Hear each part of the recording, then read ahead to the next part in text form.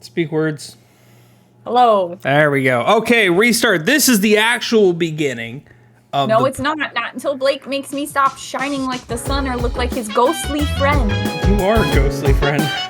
I look like it.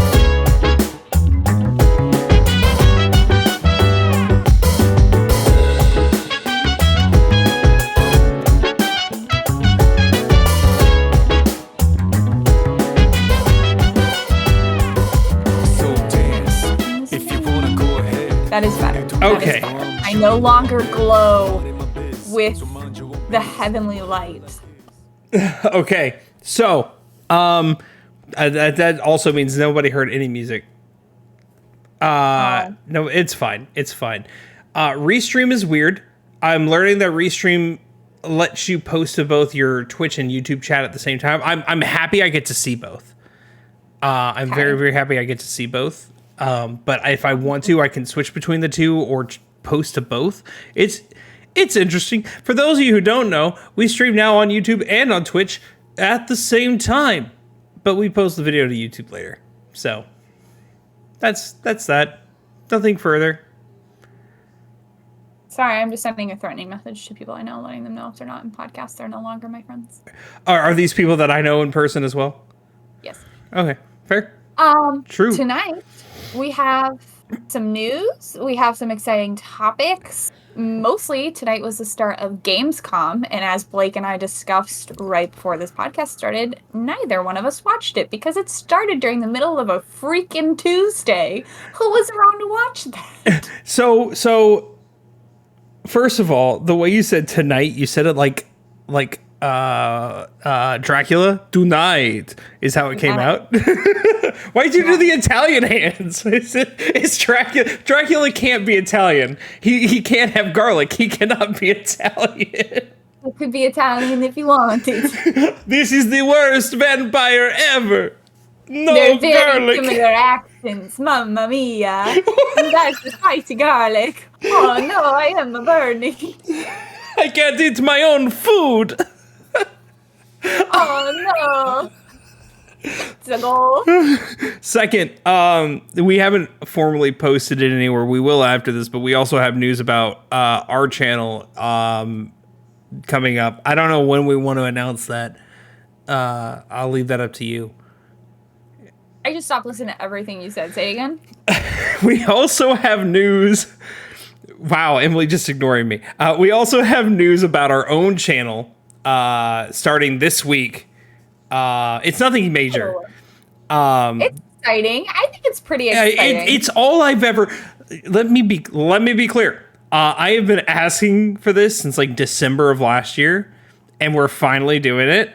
I was resistant to the idea, mostly because life is chaotic. But there's just too much happening. There's too much happening for us not to. But friends, here's the exciting reveal.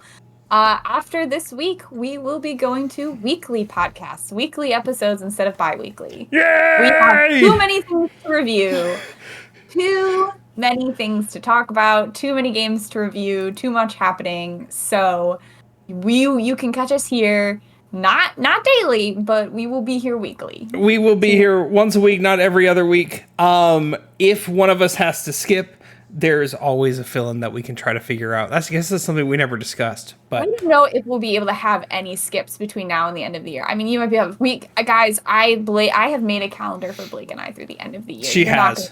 Podcast. We have nearly every single week, aside from a couple one-offs here and there, almost every single week starting in September, we have a game to review. We have Star Wars Outlaws coming. We have Astrobot. We have Zelda Echoes of Wisdom, the Silent Hill 2 remake.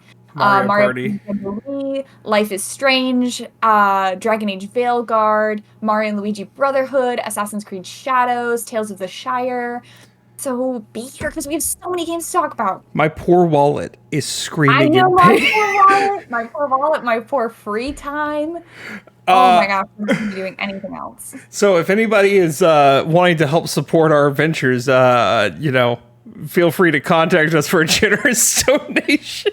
We have to become affiliates first. Oh, we can set up tips. We can set up tipping. This will help us get closer to affiliate. We still have to do the other stuff because that's still only 4 a month versus 7, but we can do that. I can do that easy. I'll get it done.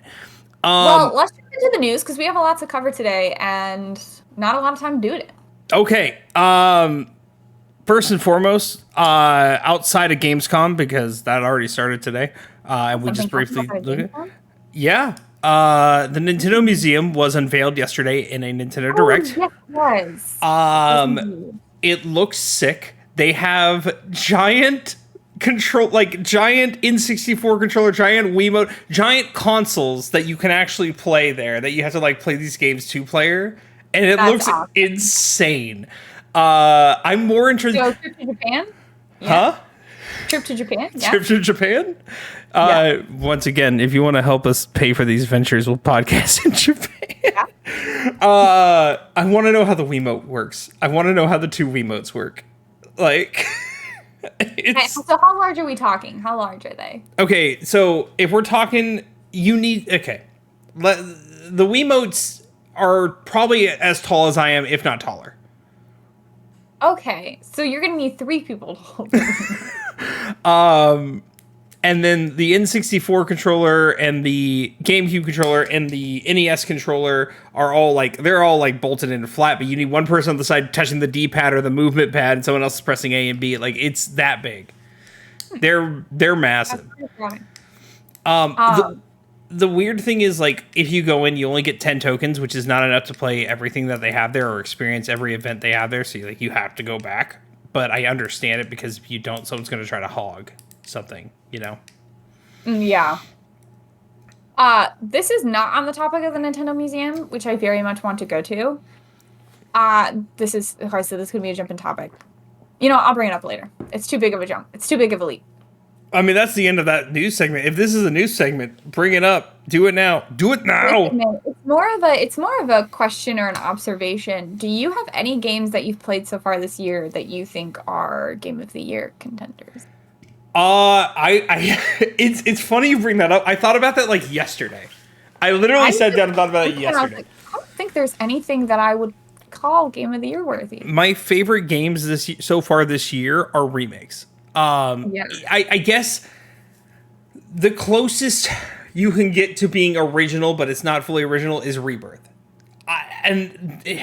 It kind of breaks my rule, but at the same time it doesn't, because it is not the same game. Just like RE4 Remake wasn't the same game. Yeah, but you were against RE4 Remake. Yeah, that's because I didn't. You were not on its side there. You were not. Yeah, I know, and that's why I'm it's. And plus, I understand now from all that. I've kind of flipped a little bit. I understand why RE4 was up there, and you telling me how it is a completely different game. It's not the same game at all. And Final Fantasy VII Rebirth is not the same game either. If I have to pick anything right now, it's probably Rebirth. So then I was also looking and coming up on our list of things that I think would be Game of the Year, where probably Zelda is going to be included just for the sake of including Zelda. If it's not, I bet it's going to be a great game, but Silent Hill 2 Remake, I've heard incredible things about that, but then again, that's another remake. Astrobot, I think, can be I'm hoping Astrobot is that 3D platformer that brings 3D platformers back into the forefront. I think it has a shot. If it is as good as we're expecting it to be, crazy, that's kind of part of our topic today. If it's as good as we expect it to be, I think it could be a contender. About that is, I don't know. I guess platformers, I just feel like there has to be some kind of story element to boost a platformer all the way up into Game of the Year. But I guess Mario Wonder was a Game of the Year contender. It was a contender. That's probably correct to me. But anyway, that was just something I was looking at, and I was looking because in December we have Game of the Year predictions and whatnot, and I was like, dang, I don't know if I have any so far this year that I would put in Game of the Year category. You know what? Paper Mario and the Thousand-Year Door remake. No, that is literally, and that's where I think it should not count, because it's literally a 1-to-1, just with graphical improvements and quality of life changes. I completely agree. I'm just saying that's my favorite game I've played so far this year. That's because she hasn't played Persona 3 Reload yet. Another remake. It is a remake. What a time to be alive. That one also, I would say, does not deserve it. They added a lot of things, but it's still the same game at its core, from what I understand. So, any Gamescom stuff? I know, for me personally, out of the list I saw, the biggest thing that excited me was Little Nightmares 3. So I have a list here. But Do you mind if we trailers? I don't think you watched the trailers either. Do you mind if we do something before we do that? Because it's kind of like a weird story. Not if you make us watch all the trailers. No, we're not going to watch all the trailers. Okay. This is just a different story that's not related to Gamescom. Oh, okay, go for it. Yeah. Black Myth Wukong's coming out. I think, has it already come out? It might have already come out. It came out because it's already beating, it's already like number 2 for the most active players. Right. Okay, Black Myth Wukong came out, right? Crazy. They released, the developers released this, like, to-dos and don'ts if you're streaming the game. Okay? Okay. It's this weird list, and everyone is just scratching their heads about how nuts this is. The to-dos, there's only one. Have fun. All right, wholesome. Okay. Great. The to-don'ts. Don't talk about, anything controversial. Don't bring up indoctrinating feminism. Don't bring up vaccinations or COVID-19. Don't bring up murder in a game where you kill things. What? Hold on. Tell me what I can say on my stream and what I can't say. I don't want to talk about COVID-19. I can talk about COVID-19. Black Myth Wukong. What are they going to do and don't streamer. Hold on, I gotta look at the exact list. Okay. Yeah, what do they mean indoctrinating feminism? They don't want me to talk about feminism in general? Here's the exact list, and maybe this will help. All right. Do not insult other influencers or players. Okay. Sure. Understood. Fair enough. Do not use any offensive language or humor. Stop me. No. Freedom of speech. I can do what I want. Yeah. All right. Do not include politics, violence, nudity, feminist propaganda, fetishization, and other content that incites negative discourse. Wait. One of these things is not like the other.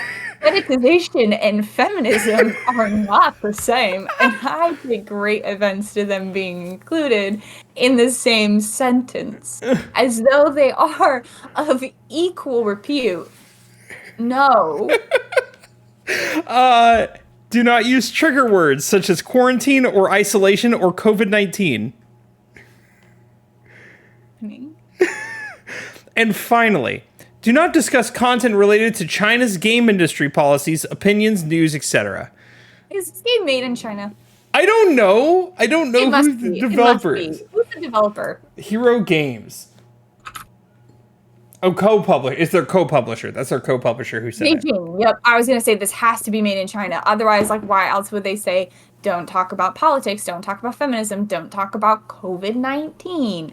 This is abso-freaking-lutely. Oh, what a weird, That tracks. What are you gonna do? I get if they're a Chinese citizen, but what are you gonna do to some stupid American who's playing this game and talking about feminism? What's the move here, Hero Games? When I saw this, I was like, how's that gonna go for you? How's that gonna do for your game? How are you gonna uphold that one? How are you gonna stick to that one? That being said, I heard the game is fun. I heard it is actually decent. It's not a Souls-like everyone thought it was gonna be. And people are enjoying it. So it's doing okay. I can't speak on it. I don't know much about it. I didn't even realize it was coming out until I saw this.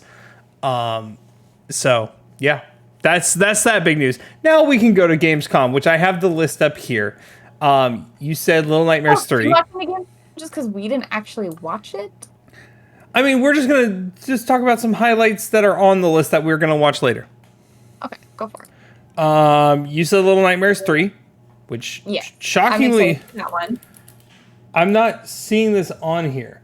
Oh, it's upcoming. It hasn't even happened yet. They haven't even announced it yet. It's happening tonight. Maybe not then. Yep, they have not announced Little Nightmares 3, but it will be announced. There is a remaster. I guess it's a remake of the first Goat Simulator, which is interesting. It's like a visual overhaul to look like a PS5 game. Goat Simulator are the biggest memers of the game industry. They released Goat Simulator 3 and never released a Goat Simulator 2, and they just copied the Dead Island trailer for it, and I think that's hysterical. So I know Goat Simulator fans. I also got the platinum trophy for Goat Simulator this year, so if that tells you anything. They of course re-announced the Persona 3 Reload expansion, which comes out next month, which is another thing I need to add to the list of things I might have to talk about. But they also they announced that an optional boss fight, Joker from Persona 5, will be in it. Why? I mean, it's very cool, but like, I don't get the thing. Is he gonna be like a villain? No, he's just like one of those. It's just so in Persona 5, 4, and 3, the optional boss fights is you fight the attendants. Like in 5, you fight Caroline and Justine is optional. In 4, you fight Elizabeth, and in 3, Bright Margaret. No, that's backwards. Huh? Just for fun? They're considered the hardest bosses in the game.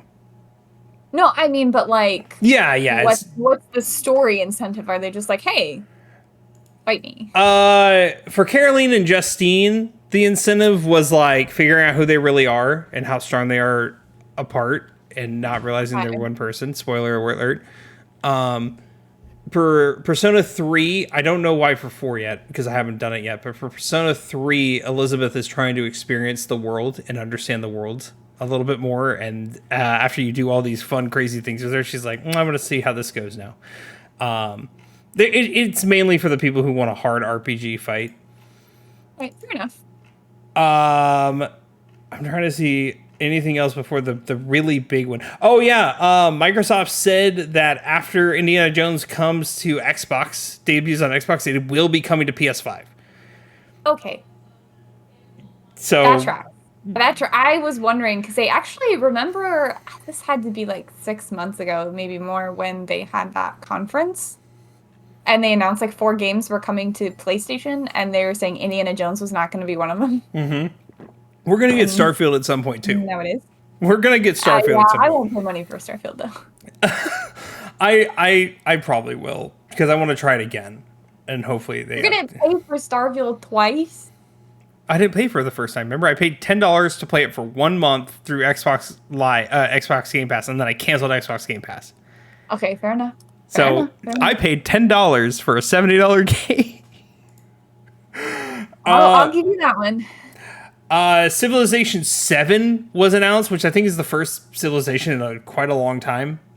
Civ fans, I haven't ever touched it, so I don't know. I know our good friend Crazy G loves Civ. Civ's got a massive cult following. People love it. And finally, I guess the biggest announcement of today, and this doesn't, it's not for Emily because she hasn't played any of them. Borderlands 4 got a teaser trailer. I have not played any of them. That's true. That is an accurate statement. I have played Borderlands 1, 2, and a part of 3. Borderlands 2 has one of the greatest villains of all time. Handsome Jack is a 10 out of 10 villain. His name is Handsome Jack? His name is Handsome Jack. I love that for him. Look up Handsome Jack. Look up Handsome Jack. He is... Borderlands 2 is going to be, like, hard to follow up with. It's one of the greatest looter shooters of all time. You don't like the shell shaded Handsome Jack? I don't know if I call him handsome. He kind of looks like a younger William Dafoe. What's wrong with Willem Dafoe?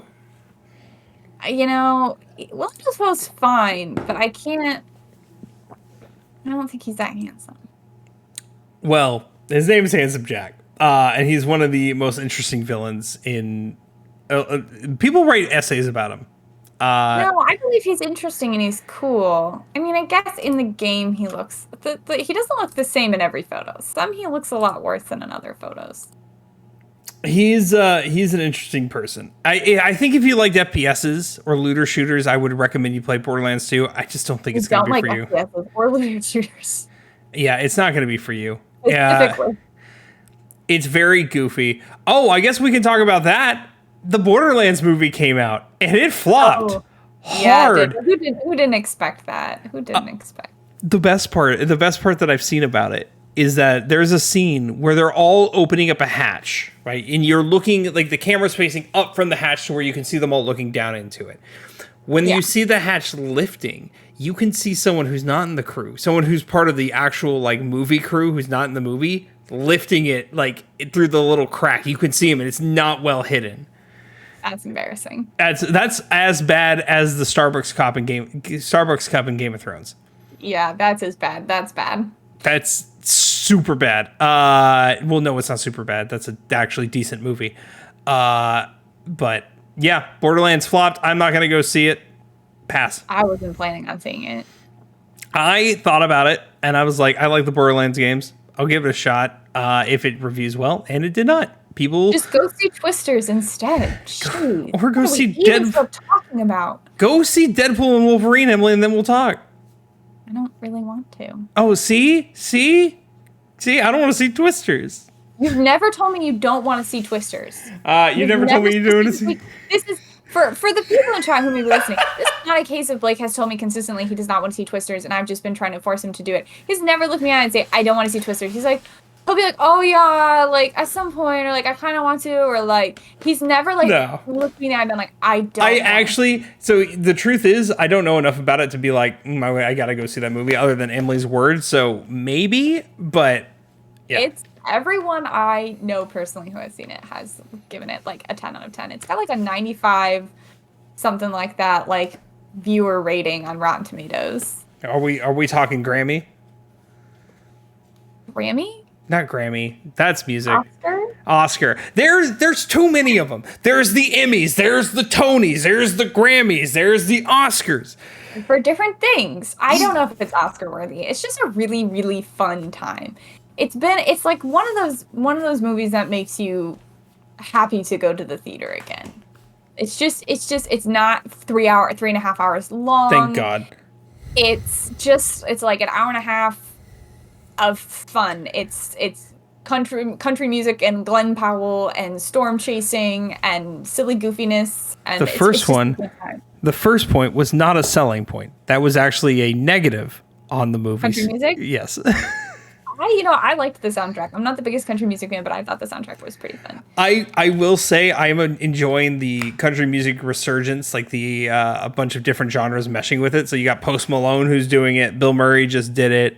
There's some hip hop artists who are doing it now. Like there's a resurgence of actually. You might like it. You might like. Oh, I'm frozen probably. Yeah, you're fine. You're here. I got you. I think, if you don't want to see it, you don't have to go see it. But if you're going to go see it or you're interested in it, I think it's a movie that's worth seeing in theaters because of the effects and whatnot. I'm going to wait for it to come to a streaming service near me to where I can watch it from my couch. It's on your couch now. You can watch it now. What service? Amazon Prime. I have Prime. I do have Prime. Actually, I don't think it's included with Prime, but you can like rent it from Prime. Oh, then it's gonna be like $30. My sister bought it day one off of Prime, and my whole family has rewatched it since. You nerds. She texted me, she's like, yeah, I bought it, and I was like, great. And I sat down that evening and watched it for the third time. Count that. 1, 2, 3 times I've seen this movie. It is going up there with The Mummy for me in terms of all-time faves. I did see Deadpool twice only because my dad did want to see it, so me and my brother took him to see it the second time. Fair. I will watch Deadpool at some point. Honestly, I just have such a burnout on superhero movies, specifically ones with the multiverse. Like, I'm kind of over the multiverse at this point. And this is because I'm in the same boat as you. I'm over the MCU. I'm over all that. I only want to watch the ones I want to watch, which is why if a Spider-Man movie comes out, I want to watch it. If Deadpool comes out, I know it's going to make fun of all the nonsense they're doing, and it does. True. Like, I do really like Deadpool still, and I still will watch it. I think everything I just saw about the movie was lots of like the cameos and the multiverse, and I was like, okay, we're doing this again. If it makes you feel better, they're making fun of it. It is making fun of it. I will watch it. I plan on watching it because I loved the first 2 Deadpool movies. Anyway, we should get to our main topic because we're 25 minutes into this podcast and we haven't started talking about our main topic. Have you ever played a game that you excite for and it suck? Why use many word when few word do trick? Is that what we're doing? Is that what's happening? It's in the mix of like that and Car Salesman is where that was going. Fair enough. Yeah, we're talking games that we were incredibly excited to play and for one reason just let us down. And we're not talking about like objectively bad games No, or games no. that were viewed poorly. We're talking about games that we personally felt were a letdown for what we expected and or wanted for the level of hype that we had for them. I have 3 of mine sitting right next to me on my desk because I own them. have 1, 2, 3. I have 4. Oh, you have 4 of them. 1, 2, 3, 4. Yeah. So I'm gonna let Emily show her because I don't have that cop. We've already discussed. We don't know each other's list except we both knew we were gonna have one of the same. Okay, I'm gonna let you guys know. We're gonna start with that one, and Emily has a copy of it. I got rid of my copy. I just dropped all my Switch games. I'm glad I didn't hear it, but my God, I no, thought you were gonna yell at me. It was so loud. no, because Discord's good about blocking out any sound that's not human voices. Actually, where is my Mario Odyssey? I don't know if it's here. That's my game that you just picked up. I said Mario Odyssey. I didn't mean Mario Odyssey. That's the one I was looking at. I own it. I don't actually know where it is at the moment, but the first game. Start with the lowest hanging fruit because Blake and I both had on our list, and it's something we've talked about probably on podcasts. We've talked about it with our friends before. It's a very obvious pick, Blake. Yeah, we're talking about Origami King. It's Paper Mario and the Origami King. The biggest letdown for me in the last 5 years, probably. I'm going to start with this. At the start, beginning this game, in the first couple hours of it, it was enjoyable. Like, it did feel like a breath of fresh air. It had humor. It had some cool mechanics. But my God, did it get repetitive. It got repetitive and boring, and the story got lame. I'm going to disagree with you there. I don't think the beginning was fun. Okay. I don't think any of it was very good. Mostly because, at its core, Paper Mario was an RPG game. You had companions. It was turn-based mechanics. You had health points. You had power, like magic Flower points. power, baby. Flower power. There's a lot of strategy that went into what can I do. You had badges that could add certain effects, and it really was a strategy game of figuring out how you could do the most damage in your turn and then avoid taking the most damage. And they kind of just tore that all out and inserted a slide puzzle that was not interesting or complex. They got rid of companions. They pretty much got rid of the heart of the combat system. And the gameplay was just...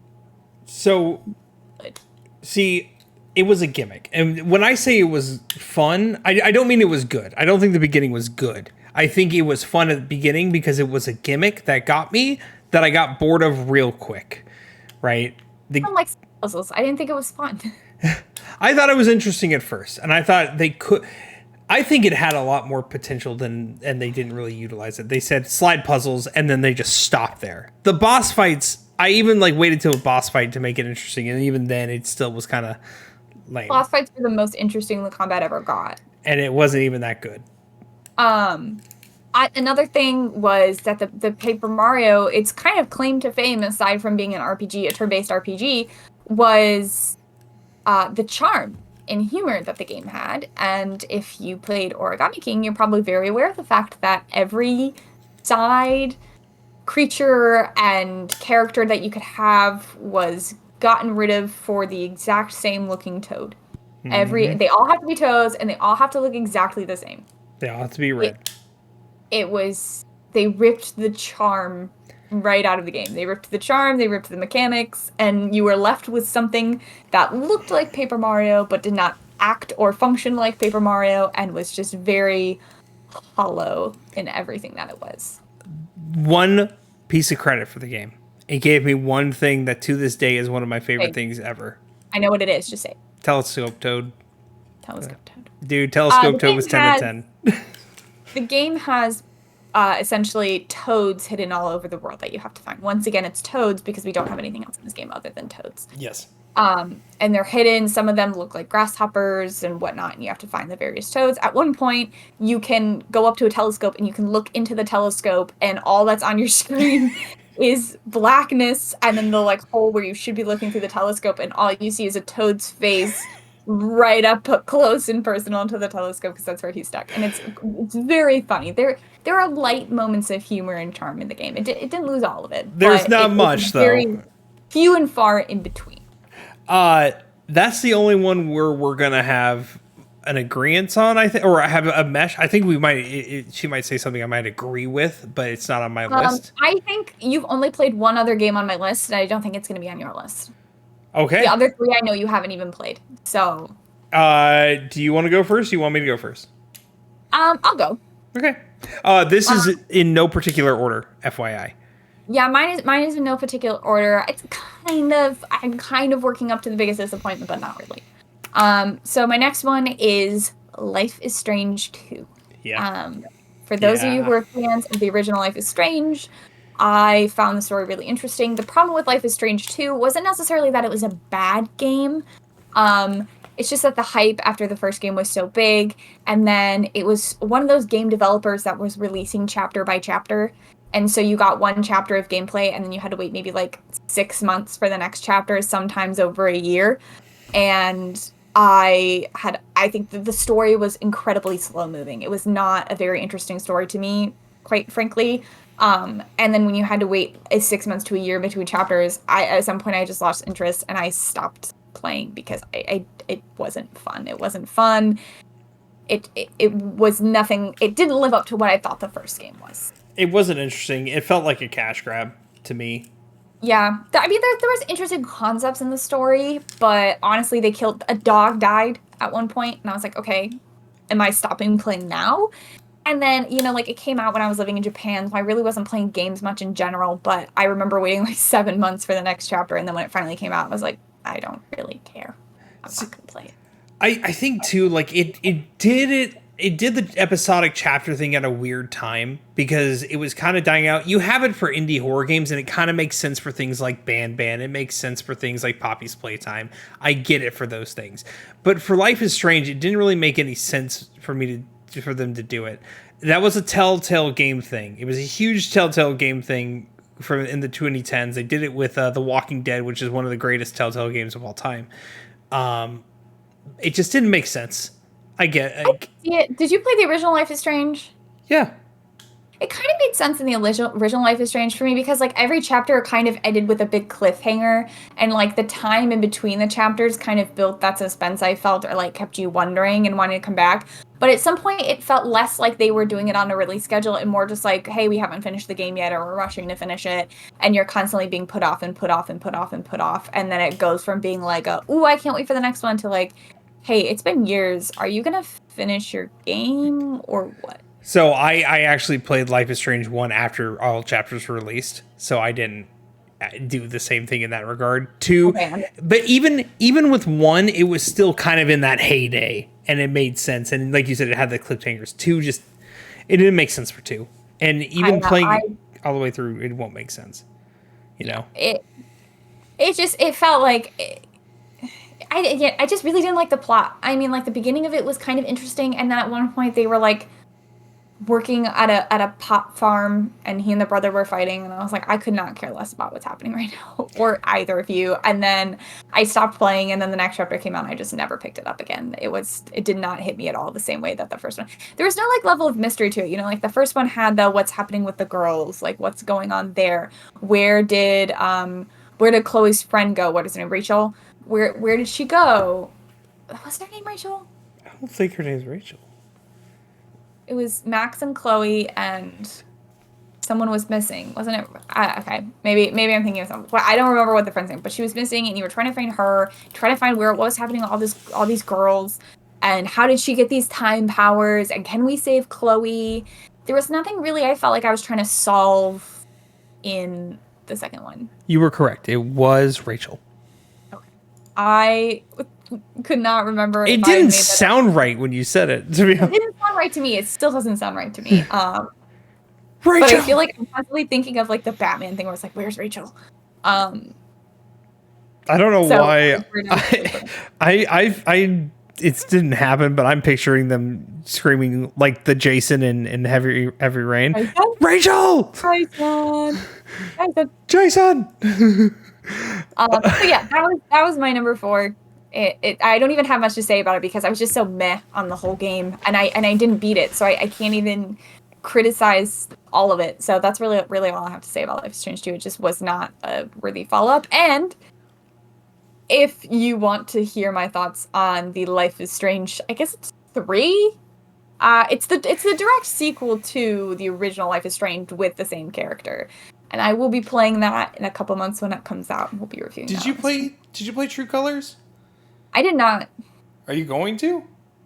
Maybe. I actually have not picked up a Life is Strange, like anything in that universe since Life is Strange 2, and now it's not the same developer anymore. So nope. I've kind of been hesitant to pick them up, but I think my first foray back will be with Life is Strange Double Exposure. And then if that recaptures my heart and my interest, then maybe I'll try. Double Exposure is such a good, catchy name. Like, it plays on Max's whole picture-taking thing, and then, like, also the fact that it's double, it's just such a good title. Kudos to whoever thought that up. But yeah, let's go to your number 4. I have nothing else to say on Life is Strange 2. My number 4 is the only other one where I don't have a copy of it. I bought this game day one, like a lot of people, excited with how it's going to be. I will state this. It had a massive turnaround, and right now people love it. It's one of the greatest games ever created. But it's not... I haven't picked it up since then. I bought it day one. That game is No Man's Sky. I purchased No Man's Sky. So excited. Got it on my PS4. I had just moved back home to good old Louisiana in 2016. I put it in my PS4, expecting like, oh, I'm naming fauna. I'm finding these plants that I get to name myself, and this planet is mine if anyone comes to it. But no one's ever going to come to it at that point. Like you won't find anybody because the world they built was so expansive. You would never find anybody. No one would ever find what you have found. It would take forever for anybody to do it. I think they estimated like the chances are 1 in a billion for someone to go to a planet that you've been on. That is too big. Too much. Because it was procedurally generated. Like it was a procedurally generated world that was then connected to the internet and all connected together. But other than like finding these plants and animals and these new planets and then occasionally finding a base and getting resources and talking to these NPCs who tell you really not to do much, there was nothing to do. I sunk about 5 to 10 hours into it. I'm just like, I can't do this anymore. I'm not enjoying myself. There's nothing to do. I think I've heard a lot about the 2. I haven't played it, so I can't really critique it. But I did hear that it was like not what they had promised at launch, but then that they went back and made good on all their promises and went above and beyond, and now it's an incredible game. People still play it. Like to this day, people now adore this game. You can find your friends, get on with your friends. There's so much to do now. There are things you can fight now. Way more places to go. It sounds incredible. It left such a sour taste in my mouth. I haven't touched it. Since. I don't know if I'm going to. I don't really have a need to anymore. It's a better Starfield than Starfield because I can fly to each planet. Most things are. We've established Kingdom Hearts is better Starfield than Starfield. I will say I was juggling between Starfield and No Man's Sky, but at least I will give Starfield this. There was at least things to do in Starfield at launch. There were missions and there was a story. I will give Starfield this. It didn't claim to be more than what it was. I mean, like, they were very clear from the beginning, you won't be able to fly to planets. Like, the planets are going, like...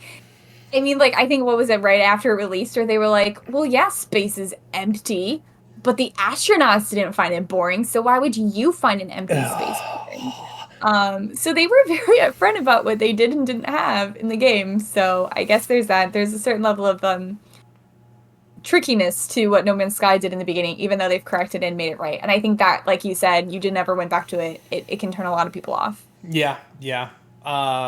That's my number 4. The rest I have in a pile right here, and I'm not going to show what they are. I will give you a hint. One of them's a PS5 game, one's a PS3 game, and one's a 3DS game.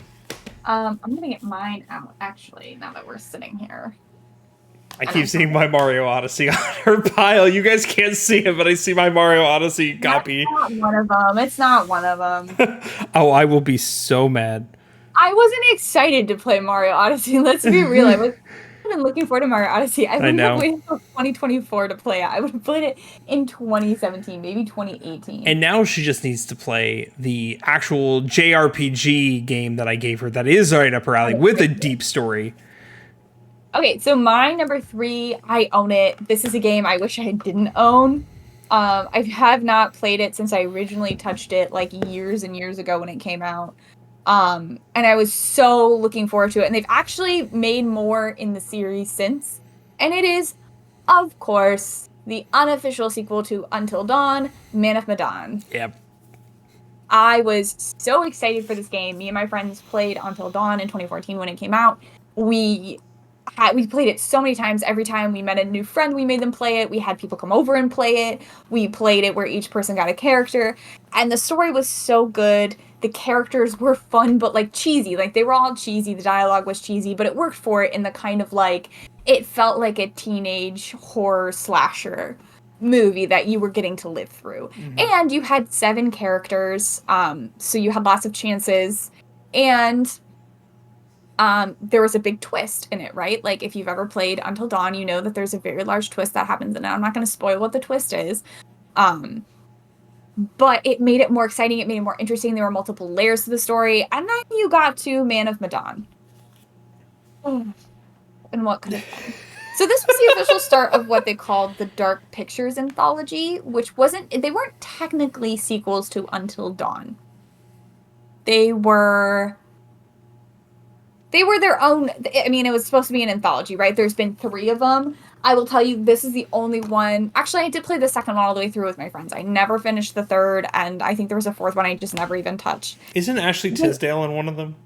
Yes, Ashley Tisdale is. So there's Man of Medan, Little Hope, which is the one I played through all the way with my friends, House of Ashes, which I believe is the Ashley Tisdale one, and then I think the 4th one I can't remember the title of. The one with he's got red hair. He's in Shameless. I can't. Yes. He's also Cal Kestis in Star Wars. Is that not Little Hope though? I don't know. I'm looking. Yes, that is Little Hope. Oh, that's Little Hope. Never mind. Sorry. The guy from the Maze Runner. Yeah. Okay. Anyway, they had fewer characters. They were shorter. The dialogue was not a cheesy and a charming kind of way. The stories were not very well done. They kind of pulled and mute yourself here if you don't want spoilers for Man of Medan, but they pulled it was all just a dream at the end of it. And it wasn't actually a dream, but it was like, no, this wasn't actually supernatural stuff happening to you. There was like a poisonous gold or like there was like something like a gas in the air or something like that made them all hallucinate all of it. And when you find out that at the end of the game, none of the stakes were real, it doesn't make it very interesting. It actually ruins any kind of replayability, right? Because you're like, okay, well, I don't care how the story ends up because I don't care if we get a different ending because it wasn't real. It wasn't a good game. It was a bad game. I will say what it did do that I liked was this started, because this was the start of the anthology, it added the ability to assign characters to players. So instead of one person playing or you and your friends switching off, you could actually say, like, this is my character, this is your character, and then you were assigned to play when your character came up. And then there were like stats on how you were playing those characters and how your play styles differentiated. And it kind of gave you a motive to not want to get all the people out alive and just focus on your character, which could kind of turn players against each other in a certain way if their characters did.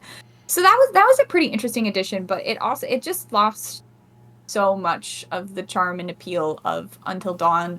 I feel like every game since Until Dawn has tried to recapture that magic, and it's not succeeded. Until Dawn remake. That will do it. See.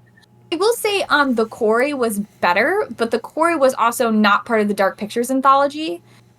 and was longer, had more characters, stuck to the supernatural ideas that they put out there. So it was much more interesting than the Little Hope. Because the Little Hope series was also not supernatural. I think none of the Dark Pictures anthologies had any supernatural element, but they spent the whole thing trying to convince you it was supernatural. Like, Little Hope was supposed to be a town about the witch trials, and, like, the witches were coming to get you, but, like, in the end, it was a guy who killed his whole family at one point and then was old and hallucinating everything. So I, at the end, kept being like, oh, it was all just a dream or hallucination. They weren't good. They weren't good, and I still own this game despite the fact that I played it once, like, 5 years ago, and I don't like it. Platinum it. You won't. Coward. I don't want you right. I won't. You're absolutely right. I will not do that. These games are fun to play with friends, but they're incredibly slow moving to the point that, and you can't skip any part. So no, I won't be doing that. This next one is going to cause a lot of controversy. I feel a little bit of controversy. A little. It depends. It's playable teaser. I'm kidding. It's not. It's not PT. We would be fighting. We would not be talking anymore. We would have so many words. I'm about to have fights with other people, and once I say what it is, you know what type of people it's going to be. It is the only handheld. Well, I guess Origami King is technically handheld. It's the only DS, 3DS, Game Boy, whatever you want to call it, game on this list. And that is Pokemon Sun and Moon on the 3DS. Oh, I can't add anything to this conversation. I know. Don't worry. I have plenty to say. Have both of them. Now, this is not going to cause any controversy with Emily, but all you Poke fans out there, I know you're a cult. I used to be part of that cult. I got out. You play a lot of Pokemon for someone who got out. Oh, yeah, I like my original games. But all those people who say Pokemon Company can't do any wrong, chill. What can I say about Gen 7? Generations 1 through 5, I think, is where not Pokemon should have ended, but they should have stayed in the 2D sprite, not super deep story. Gen 5 has a great story. Black and White have a great story, but it's still baseline. It was your classic monster catching game that was just fun for kids. And I was in that group. I enjoyed it. I liked seeing what you could do, the worlds they create, the new Pokemon they created. Gen 6 kind of went downward. It was a little too easy, but I understood that it was a children's game. It was my least favorite out of all of them. It was their first 3D one, so I cut them slack. I didn't dislike the games in Gen 6. I had a good time. And then they remade my favorite ones. They remade Gen 3 and Gen 6. Omega Ruby, Alpha Sapphire, loved them. So when they announced Gen 7 back in 2016, 2017, I was hyped. I was so excited. I'm like, all right, this is their second time doing 3D. Or technically third. Let's jump into this and see what they do. I have never beaten. These are the only Pokemon games I've never beaten. Really? I didn't realize you hadn't beaten them. I haven't gotten past. There are, I think, 4 or 5 islands. I haven't got past the first island. Wow. The farthest I've gotten is finishing the first island and being like, nope, still boring. Why do you still own both of them? I rebought them because I keep telling myself I'm going to do it, and I eventually am going to do it, but I need to be in a mind space for it. Because here's the problem. Here's the issue with them. When you play the original Pokemon games, Gen 6 I'll kind of leave out of this, but it's not as bad, but it's still an offender. Original Pokemon games, which are Gen 5, there was not a shit ton of dialogue. Like, it was very baseline. Whatever dialogue was there was quick, gives you the premise of what's happening, you fight, or you learn something that's happening in the world. The evil team's doing this, whatever. It was simple. Within the first island of this game, I swear there's probably like 4 to 5 hours of just cutscenes. Non-voice cutscenes. Pokemon had that much story to it. Exactly. That's the point. I don't jump in. I play, if I want that, I'm going to play Kingdom Hearts or I'm going to play a Final Fantasy. I'm not going to go and play a Pokemon game for that much dialogue. On top of that, it's still, I understand it's a 3DS game. It still looked like garbage. It still did not look great. It ran okay. It did introduce more character customization. Gen 6 had some character customization. Gen 7 had a little bit more. I'll give it that. Some of the Pokemon were interesting. But even still, there was just so much talking all the time. There were points, and this is my biggest gripe with any game, especially story game, where you're in a cutscene and then you take 2 or 3 steps and then it literally says, stop, here's another cutscene. It's like, we could have just done that in the same cutscene. Just elongate that cutscene. There's nothing worse than making me take 2 steps thinking I'm free of this hell when I'm not. I'm done. Let me go. I want to go. Another cutscene, buddy. I want to go catch. I want to go catch my little monsters. From what I understand, they did. Pokemon has always done this thing where and they actually stopped at Gen 6 and Gen 7. They did something weird. They used to like release a 3rd version, which is like the definitive way to play, where they added extra story and stuff.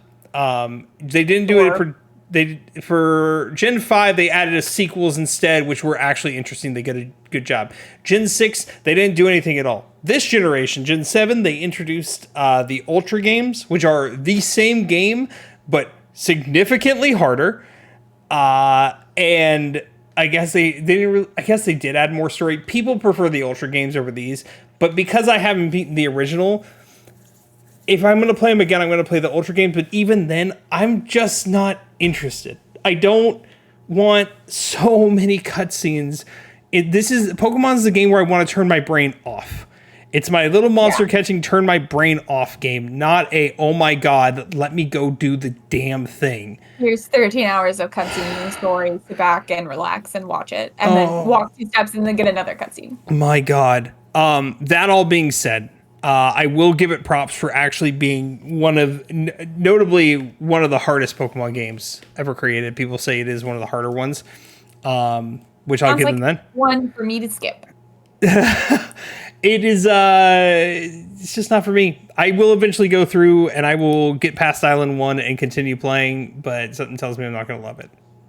They did try something different and it wasn't for me. So that's my number 3. Good pick. Yeah. I have to ask, is that a game that a lot of people, because you said that was going to be controversial, so most people do like the game. So no, when it first released, it was widely disliked. But like a lot of Pokemon games, they're widely disliked, and then all of a sudden, years later, people will praise and defend them. Yeah. I won't lie. I was that way for Black and White, for Generation 5. I didn't like them when they came out, and then I grew up and played them again and listened to the story. I'm like, okay, this was kind of dope. This was actually really good. But yeah, for Gen 7, it's not it. There's always also those... Pokemon Company can do no wrong, Game Freak can do no wrong, that still defend Scarlet and Violet as broken as they are, so trust me. People are insufferable. Yeah. Things can be bad. Things can have critiques. Things can improve. It goes along kind of on the part of people who are like, don't remake the game, it's perfect as it is, and then they show like a cutscene from like 1997, and you're like, you don't think this can be improved at all? Don't be stupid. You can like it, but don't tell me you don't think there's room for improvement. I saw people arguing about today about Silent Hill 2. But people like, why did they change the combat? And then it showed like a cutscene from 1997 or whatever time the original Silent Hill 2 came out. This guy was wielding a giant sword and trying to hit the guy, and he went, hit. Yeah, it's a slow. It's a slow running PS1 game. What do you expect? We need something new. Wait, and then people are like, it was perfect. What do you want? And they're like, it's not fun to dunk on old games. Like, news is not always better. It's like, no, but also don't say things can't be improved. It's Silent Hill 2, I lied. It's PS2. It's a PlayStation 2 game, not a PlayStation 1 game. But still. And soon to be PS5. And Emily will be playing it. So I will be. I'm very excited to play it. I'm very excited to finally step foot into the world of Silent Hill outside of the playable teaser. I've never played any of them, and I really want to. They just haven't been very accessible to me up until now. AKA, they haven't been pretty enough. I don't own the console to play the original Silent Hill 2 on. What did we build you? A PC. Did you know it runs on PC? Like playing games on PC for long periods of time. I will play indie horror games and stream on them. I don't want to sit on this uncomfy chair. I don't have a fancy gamer chair. I have an uncomfy chair. I don't want to sit here for 8 hours. Okay. It's not a comfy chair. Okay. Is what you're not understanding. Okay. Don't leave me alone. Oh, also, why would I pay money to play a game that's gonna come out in a month and it's gonna be Oh, prettier no, and no. smoother It and just was accessible. Now you more don't have to, but it was definitely accessible. accessible? Okay, yes. If I went on my PC and I bought it, I guess it was accessible. It wasn't accessible in the way I wanted it to be accessible. It was not just a graphics thing, but it also is a graphics thing. I don't care. I don't care if this is who I am. I like things that look nice. Okay? I Are love they calling all that Emily out. better? No. I play Ocarina of Time, you guys. That's an ugly game that has Unless you fairies with nipples that could cut glass. Okay? I'm play not the here 3DS version. solely for aesthetics. The Ocarina of Time 3DS game looks significantly better than the N64 game, and it's the same game. You know, the 3DS one looks weird to me, but that's just because it's not as wonky as the Nintendo version. Oh, And that's yeah. it's the only one I've ever played. But I'm telling you, if they release a, like, I've seen people do, like, Unreal Engine remakes of Ocarina of Time, I'd so be there. I would so be there. I will play ugly games. Does that mean I don't want them to be prettier? No. Okay? So don't come at me for liking pretty things. Who doesn't like good graphics? Leave me alone. Just because they couldn't do better in the PS2 era doesn't mean we have to not like things. I said one sentence and Emily's going off on her tangent. That's why I like calling Emily out. That one. I will not feel guilty for liking nice looking things. I will not do it. No one said you I'm had gonna to. talk about my number 2 game now. It is Emily's number 2. I'm talking about my number 2. This is a pretty game. This one I really struggled with whether or not to put it on the list because objectively I really liked the game. I liked the gameplay. It was fun. I had a good time playing it. I've nearly platinumed it. I'm just missing the online trophies, and online trophies are stupid to have in a platinum. If you're against me, you're wrong. You should not have to have online play in a platinum. That's just the fact. Specifically for story games. If it's an online only game, then it makes sense. Yeah. But if it's a single-player story game, I should not have to do any kind of shooter mode with other people or, like, in a different thing to get the... Anyway, it's Resident Evil Village. Oh, colored me shocked. So this was one I really had to think if I wanted to include, but I could not include it. Mostly because, again, like I just said, I've played all of it. I've played it several times. I've nearly platinumed it. It's a lot of fun, but it's a disappointment in the sense that each of the sections were really short. There wasn't some very interesting puzzles. It was very much a Resident Evil 4 remake before the remake. They were like, what if we did Resident Evil 4 in 2021 and then release the Resident Evil 4 remake, and back to back, it just becomes obvious how they're the same game. Your main character goes to a small European village to save a girl and goes through trauma. I mean, they're very, very similar games. Counterpoint. Ethan is not a bootlicker. You're so right about that, which brings me to my biggest disappointment with this game. And again, spoiler alert. So just be warned, Ethan dies. And this was the biggest disappointment to me because my first Resident Evil game was Resident Evil 7, and I loved Ethan. I thought he was a really fun main character. And this brings me to, if you'll watch our podcast, and Blake and I, he knows this is coming up, one of our future topics of discussion is going to be the past versus the future in terms of video games and, like, stories and series that go on for a long period of time. And that was inspired by me adding this to my list and being frustrated because, for those of you who are familiar with the Resident Evil series, they did games 1 through 6 were the same main characters. It was Leon, Chris, Jill, Claire, etc. And then 6 bombed really hard, did a really bad job, and they kind of stopped making games for a while. And then when they came back, they said, this is a soft reboot of the series. We've got a new enemy, we've got a new story, we've got new main characters. It's going to be first person instead. It's going to be more of like a survival horror. And that's when they gave us Ethan. And Resident Evil 7 was kind of instantly hailed as a cult classic. Everyone really liked it. Resident Evil started getting really popular again. New fans, old fans all came back.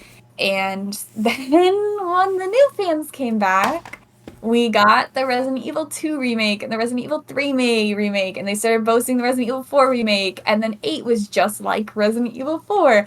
And then what did they do? They killed Ethan to make Chris the main character again, and that was incredibly frustrating for me. If my friend who introduced me to the Resident Evil series, if she is here listening, which I know she's not because she lives in South Korea, she would be screaming at me right now because she didn't want the series to introduce main characters. She's very happy to have Chris be the main character until the end of time. Gross. But as someone who's looking at Resident Evil 9, probably starring Chris or Leon again, I'm just really bummed. I'm really, really bummed that they introduced these interesting new characters and then they just killed them off to bring back the same characters. Chris is like 65, dude. You gotta let him go at some point. You gotta let him go. I will say this, Capcom, if you're listening, I will give you a crisp $20 bill if you kill off Chris Redfield and give Emily Carlos. Please, that's literally, just give me someone a little different. I'm so tired of Chris and Leon and Jill. Or Jill. I would take Jill again. We have not seen Jill. She had a snippet in Resident Evil 5, and we really haven't done much with her.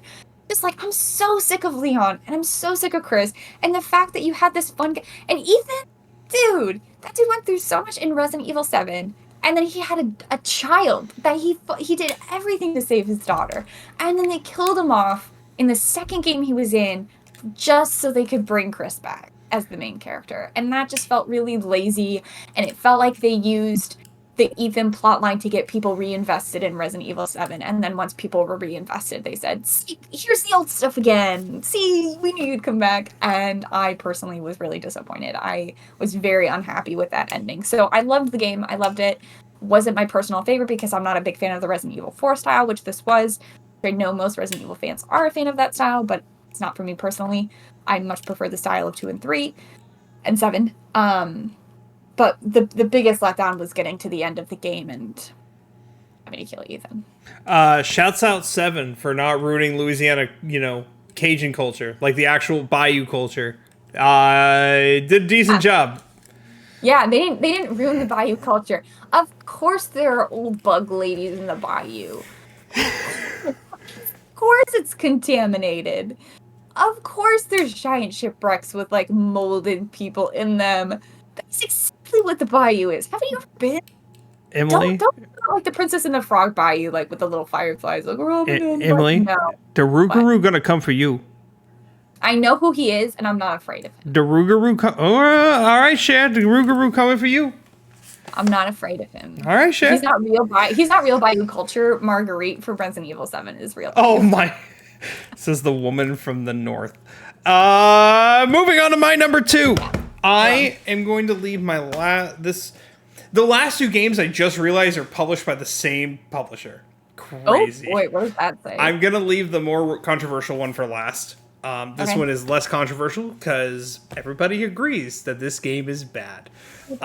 My number 2 is Balan Wonderworlds.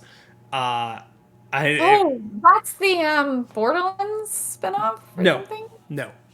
Balan Wonderworld was from the trailers. There wasn't a lot of press on it, just mainly trailers. From the trailers, it looked like a new 3D platformer with some interesting mechanics. You got to change your style. There was a bunch of puzzles and everything. It was very flashy. The characters looked at least, the main character, the one you saw, looked decent. In all the trailers, all you saw was this guy. That's all you really saw was this guy. I'm looking at a photo of this man now. Why does he look like the hat from Odyssey if he became a full man? You know what? You're not wrong. Are you going to tell me I'm wrong? Are you going to tell me I'm wrong? Yeah, you're right. You're 1,000% right. I was so stoked. Watching the trailers hyped me up. And then I saw reviews come out, and it was not good reviews. And I'm like, okay, you know what? I'm not gonna let the reviews. This is back in the time where I trusted reviews less. It was only 2 years ago, 2021, 2022. I was like, I'm not going to let the reviews sway me. I'm going to give this a shot. Yeah. I again, didn't beat this game. It is very slow paced. It is very bland. It's not a platformer. the like abilities you have are very, very, they're a shell of what they could be. You can become a spring. Ooh, you don't jump very high. Great. A bubble, wonderful. The powers are kind of just lame. Everything is slow. Everything is lame. There's not a lot of enemies. The things you have to find are... The best part is when you find the main guy and you watch him do his weird fancy trickery. And I don't even know why he was doing that. Even worse, I don't remember what they're called. I haven't played it since 2022, 2021, whenever I played it. There are these little, like, I guess they're like chickens or something you collect. And you put them into this machine in the hub world, which is an ugly hub world. And they don't tell you what they do. They just tell you to do it and you keep doing it. And it says, oh, you failed. It's like, what was I doing? They don't explain anything. Doing chickens. It was so bad.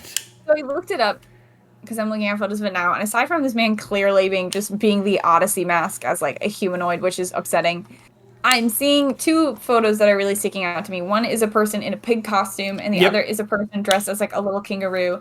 And when I clicked on this review to find out more information about why this person was in this weird pig costume, the caption for the photo that came up was more like furry Wonderland, right?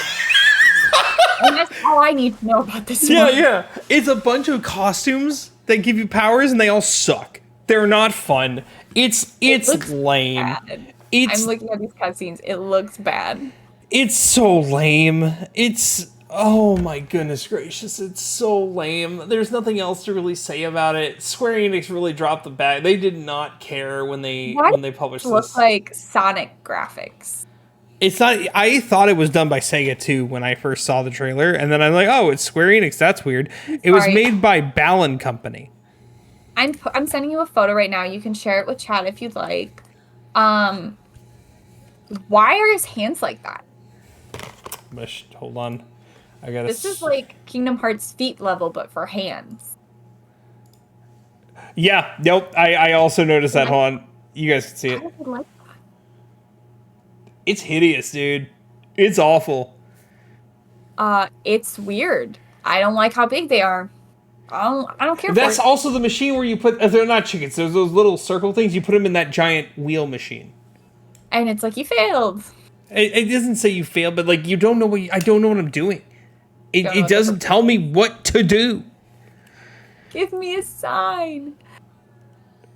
Okay, that's it. Okay. There's not a lot to say. I was stoked for something I knew nothing about, and it did give me like a circus ticket kind of in there as like a little like you bought it physically.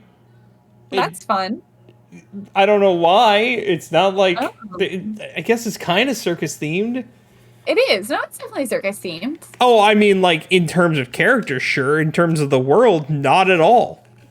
I was gonna pull up Mario on. Yeah, okay, wait. I just want to like compare. Can you pull up a photo of that man? I would just like to compare the hat for Mario Odyssey with this band. Oh yeah, no, 1,000%. I mean, Cappy's original form is it's the same. They're just the same is the thing. They're just the same is the issue. I'm not saying Balan Wonderland ripped off Mario Odyssey. I don't know which came first, but it's not even Balan. This is the worst part. It's not the worst part, but it's still pretty bad. It's not even Balan Wonderland. It's Balan Wonder World. Wonder World. Okay. I hate that name. Emily, what is your number one? Once again, no particular order. Oh, no. I feel like this one should be kind of obvious. Hold on. No, don't say it. Don't say it. It's been a long time coming, boy. Should I know what it is? You and me. That's my whole...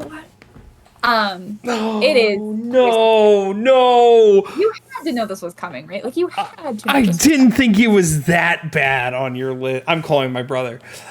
You had to know.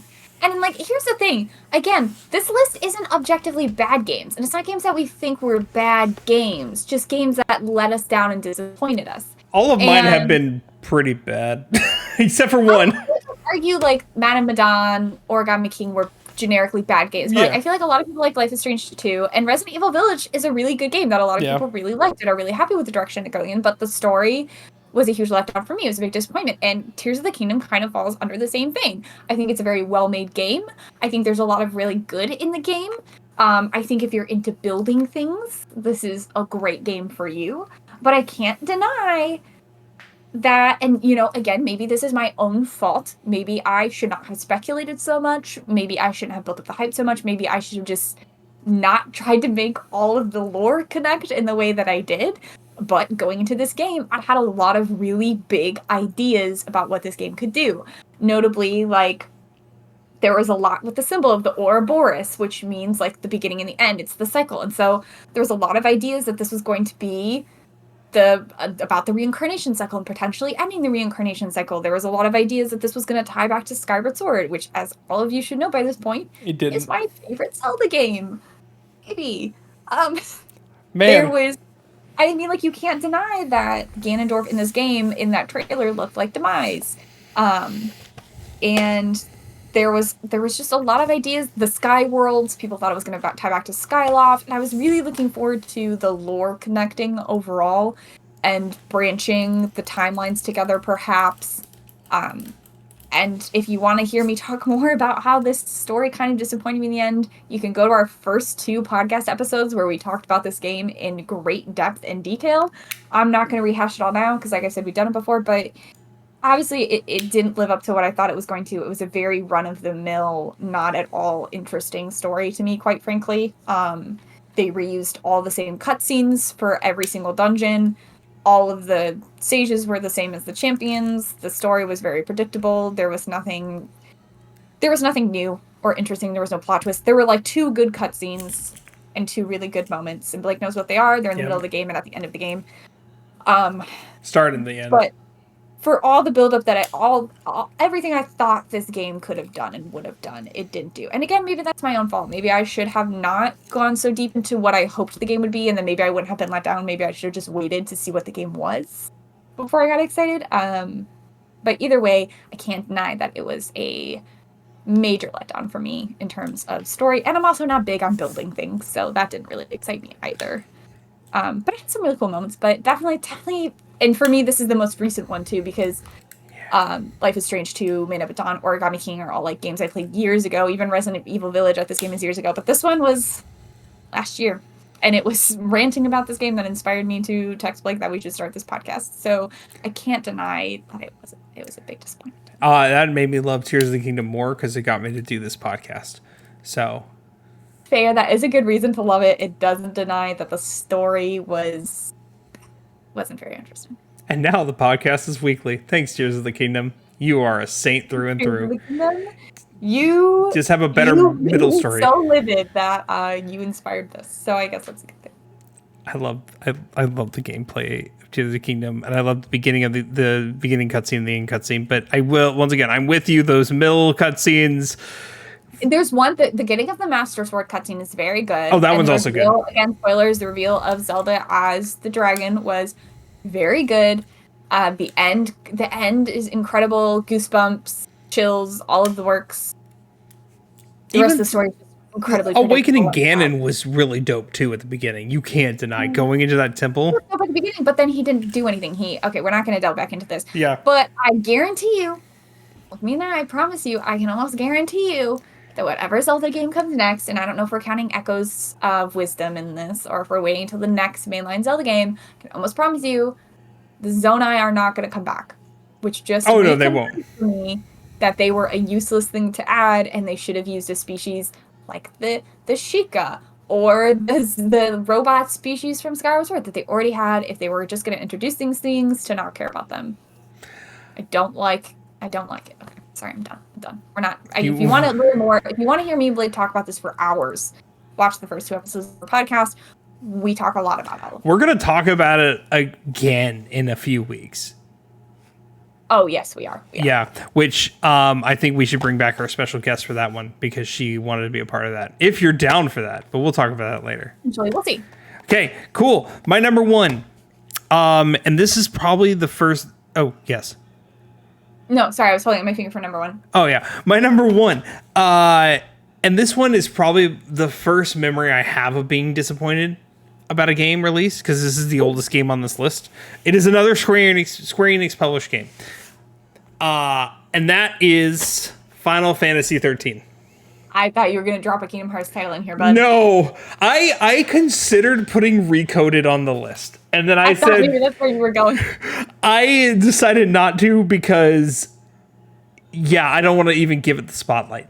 Yeah. Anywho, yeah, Final Fantasy 13. Final Fantasy 13. Backstory: 13 came out. I think it was 2011-ish.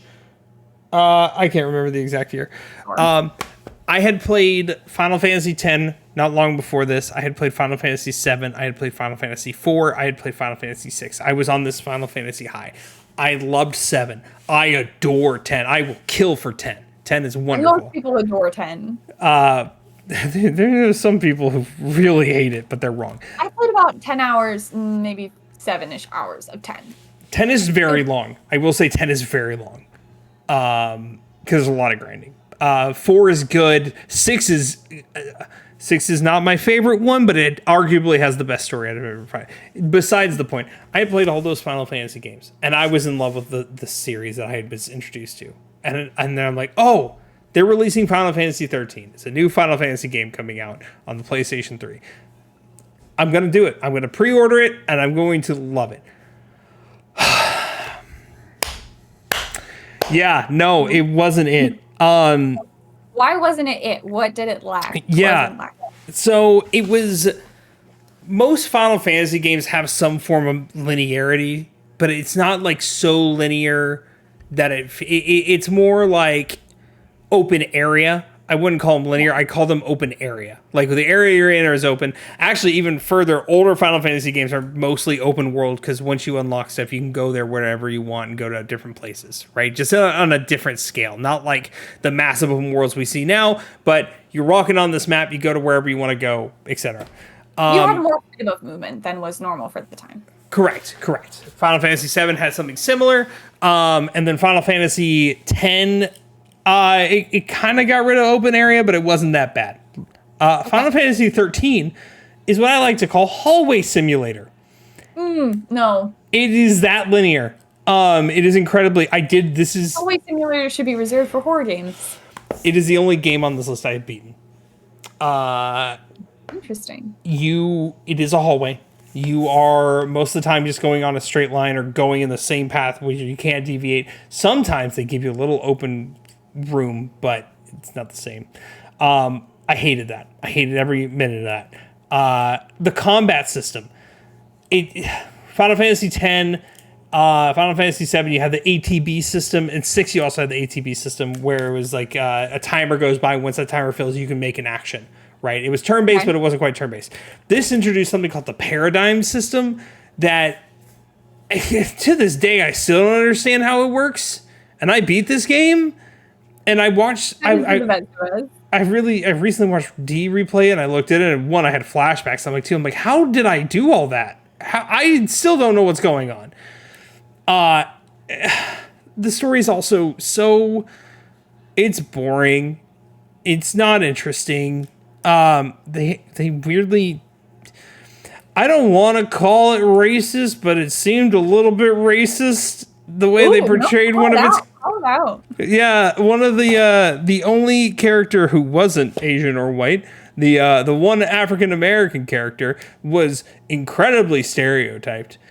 Though he did have a baby chocobo come out of his afro, and I loved that baby chocobo. He shockingly still my favorite character. He was the best character in this whole game. He just was not very complex, or he didn't break away from stereotypes. Yeah, mostly the stereotypes thing. He was the one character who had a gun as his main weapon. You see where I'm going with this. It felt very hey, we got to put him in here for inclusion, but we don't mean it. And it felt very racist and not great. I know what you're saying. Correct me if I'm wrong. I hope I'm wrong and I'm over, I hope I'm completely wrong and Square Enix did fine. Final Fantasy 13, to me, not great. And then for some reason, because it wasn't well received when it first came out, people didn't love it. And then for some reason, they released a part 2 and a part 3. There's Final Fantasy X-2 and Final Fantasy 13-2 and Final Fantasy 13 Lightning Returns. Final Fantasy, you gotta chill, man. You gotta calm down. I haven't played those games. I probably never will. People do like them. Final Fantasy 13 is having a weird, like, cult classic resurgence. People are like, oh, it was actually really good, and you guys just don't know it. No. Y'all, it wasn't fun. It wasn't a good game. Saying something was, like, actually really good, you just don't get it. It's like, that's how games work. If I didn't have fun and I didn't like it, I didn't think it was good. Like, that's how a lot of people were about, like, some Resident Evil games and whatnot, of being like, no, it's actually the perfect game, you don't understand. And it's like, no, because I didn't like it. And therefore, I didn't like it. That's all there is to it. I didn't like it. Didn't people not like RE5 and RE6? Like, RE5 and RE6 were, like, the worst, too. RE5 and RE6 were really bad. They did not do well. And RE5 especially, there's been a lot of debate on whether or not they're going to be able to remake that one. I think that's why any news of remakes has stalled, because the entire basis of Resident Evil 5 was incredibly racist. You play as Chris going to an made-up African country and murdering tribes people. And just killing Africans like crazy. We're not going to go deeper into that one. Incredibly racist. And so there's been a lot of controversy on if they can even remake that game, because how do you remake that game in 2024? How do you put that out a second time? How do you put that out? How did you put that out the first time? I don't know, man. I don't know, but it was hailed as okay because there was some like co-op. It was the like main co-op Resident Evil game that a lot of people liked, and there were some like interesting characters, but oh boy, that one was. Because we don't want to end on a negative note, we do have some honorable mention of games that actually impressed us when they came out. We weren't expecting them to. Like games that we weren't excited to play or that somebody wanted us to play, and we were kind of like, eh. And then when we played it, we were like, oh, this is actually really good. Em, I'll let you go first. I have 3 honorable mentions. I also have 3 category. The first I played during COVID, it was Fire Emblem 3 Houses. I never played a Fire Emblem game before, and my friends were playing it during the beginning of COVID, and they said, you should play it. It's turn-based, you like turn-based things, and I really was not interested, but I loved it. I loved that game so much. It was a ton of fun. I liked the turn-based combat system. I liked all the choices you got to make in the story. I liked the recruiting characters and friendship levels with the characters. It was such a fun game. I had a great time with it. I still need to play it. Don't yell at me. Please don't yell at me. It's a fun game. It is a long game. Like, I get it. It's a 60-hour game. It's going to take a while to get into, but it's also like it started a lot of conversation between me and my friends, because based on the house you choose, there's 3 houses, you get a different plot and a different story and a different ending. And me and my friends chose different houses. So we had a lot of conflict on which house was the correct house in the war. And there was a lot of fighting about it. Just tell me a color. Blue. I chose blue. Okay, good to know. They both chose red. I will not be choosing blue.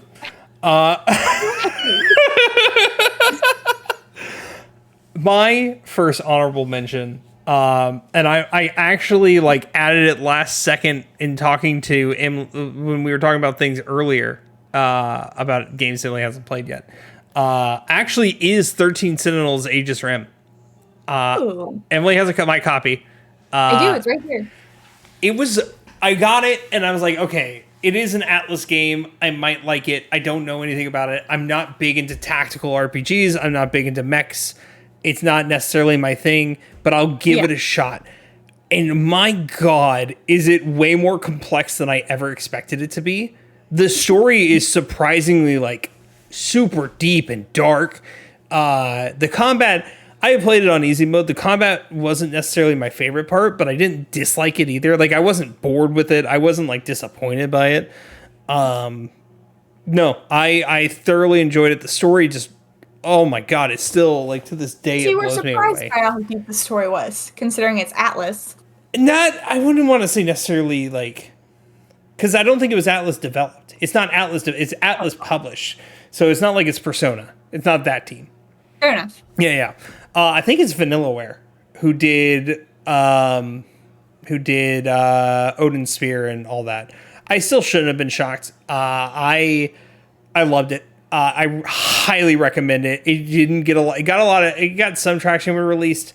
I don't think it got enough love. I think it deserves more love. It's a good time.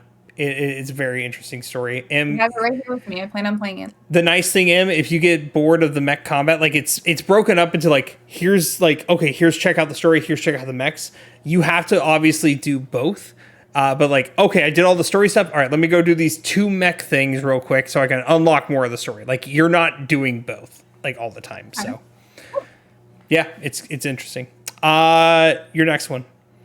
My next one, it's not that I thought this game was going to be bad. I just didn't know anything about it. It was kind of an impulse purchase, and that is Ghost of Tsushima.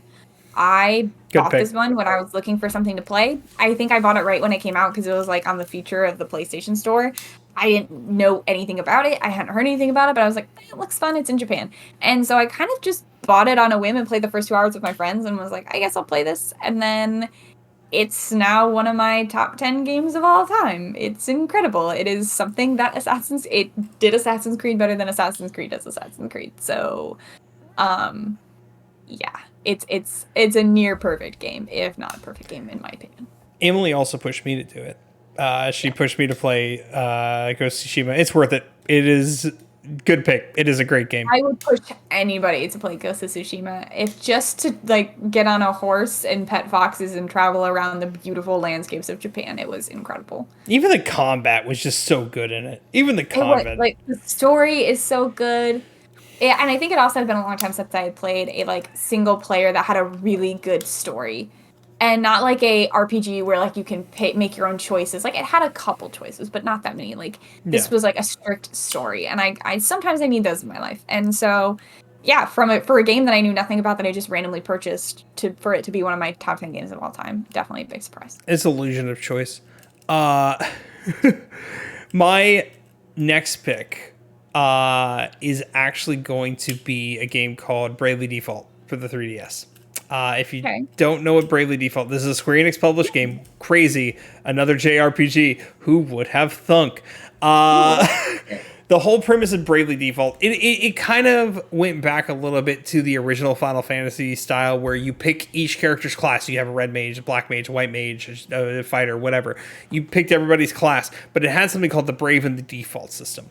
The way that it worked is that you could either, on your turn, you can either do something called default, where you're guarding, but you don't attack, and you build up default, which means the more default you have built up, the more consecutive attacks you can do in one turn. Or you can do something called brave, which is essentially the opposite. You can attack up to 6 times in one turn, but then you have 6 turns where you can't do anything because you have to auto default to get back to it.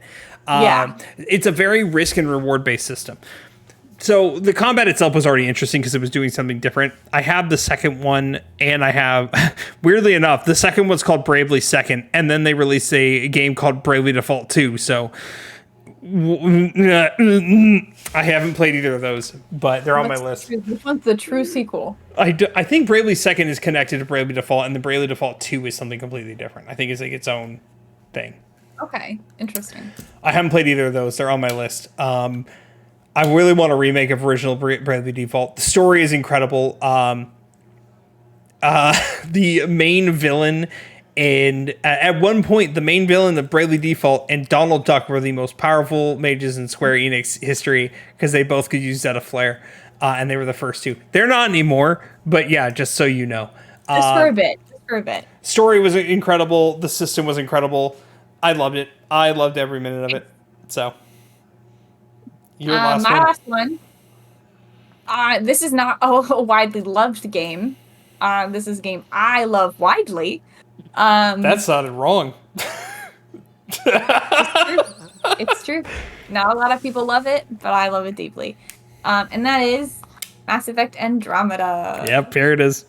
I had seen my roommate play a lot of Mass Effect in the time that we lived together. It did not seem like my kind of game. I had seen a lot of the original series, and I don't like shooters. Don't really care that much for space. And I was like, it's not my kind of thing. And I was even there the day she bought Mass Effect Andromeda, and still was like, not my kind of thing. And then, like, a year later, she reached out to me, and she was like, I really, really think you personally would like Mass Effect Andromeda.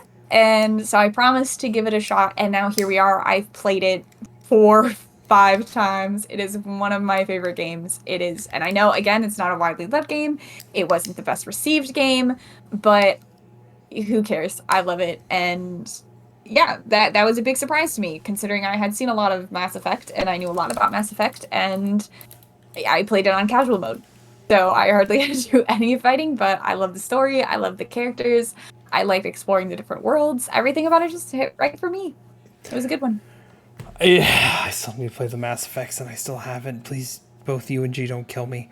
I'm not even like, I mean, like, I don't really care that much because, quite honestly, I know you're gonna have to. I know you're committed to playing all 3 of the trilogy before you play Andromeda. So I think it's gonna be 5 years at least before you ever even get to Andromeda. And then if you do, I'm worried you're gonna be so ingrained in the first series that you won't like Andromeda like most people, and then I'll just be sad. The worst So part. I kind of let that one go. The worst part was I was expecting this year to be slower, so I kind of engraved time in my second half of the year. Like, yeah, I'm gonna play all the Mass Effect games. I'm gonna play Baldur's Gate, which I'm doing Baldur's Gate right now. Fantastic. I'm gonna play the Mass Effect games, finally. And lo and behold, now we have a slew of things that are coming out because it come out earlier in the year. I can't play anything else until I play and beat Dragon Age Inquisition because I need to play Dragon Age Veilguard when Yes, you do. But last one, go real quick because I have to sign off very soon. I also do. My last one is Nier Automata. Oh wow, Blake has a theme tonight, everyone. Yeah, I apparently do. Nier Automata. I played Nier Replicant. I played a little bit of Automata, but I didn't really get into it because I didn't understand it. And then I played Replicant, which is a remake of the first. I'm like, okay, I really like this. I'm gonna jump into play Automata. And Automata, once I actually like sat down and played it and understood how your replayability and all that, the story, once again, another heavy story game. It blows you away. It gets you invested in these characters. At first, you're just like, why am I invested in these things, in these characters, in these androids? What's the purpose? And then it clicks. Like, all this stuff happens. You're like, oh my God, why do I care about these characters? Why are they killing me like this? It is very emotional. I did cry at the last 2 endings. Oh.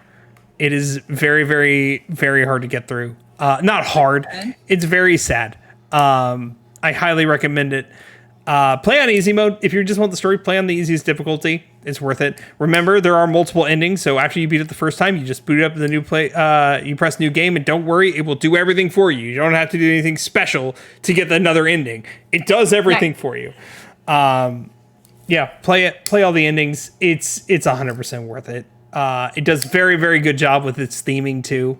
I think it's one of the best themed game in terms of how everything in the world interacts to what's going on, even if it is just robots and androids. Like, play the game and you'll see what I mean when it comes to theming. Yeah, and that's my last one. Tell us your most unexpected games that you loved and hated. Leave it in the comments. Yeah. What were your biggest letdowns? What games were you most excited for that failed you? And what games did you give a chance that you didn't really have a lot of hope in, or your friend gave it to you and you're like, ugh, I really don't want to play that game, but my friend told me I really need to play it, so I guess I'll play it. And then you actually found you loved it. Another one for me was Persona 5. Yeah. I didn't think I was going to like that game, and then Blake made me play it. You're welcome. We will be back next Wednesday. Next week. No, there will be no after party today. No after party today. No after party. We do have to go. But next week, we will be talking about battling new and old versus gaming. Specifically, kind of what I mentioned earlier with Resident Evil about series developing and changing over the years, because you have to develop and change, but then the fans want the old stuff back, and then you get the old stuff back, and then they say something like, you haven't reinvented the wheel yet. And so how do games We'll talk about these again. We'll be talking about Pokemon Gen 7 again with that one. Believe you me. I have 3 different series I want to talk about with we'll be talking a lot about the new and old, and as long-standing game series develop. How do they stay true to what they were when they started while also spicing it up? And what do the fans want from them? Because I feel like that's a big thing. It's never clear what the fans want. The fans want them to change, and then they change, and then they want the old stuff back. So we'll see. Same.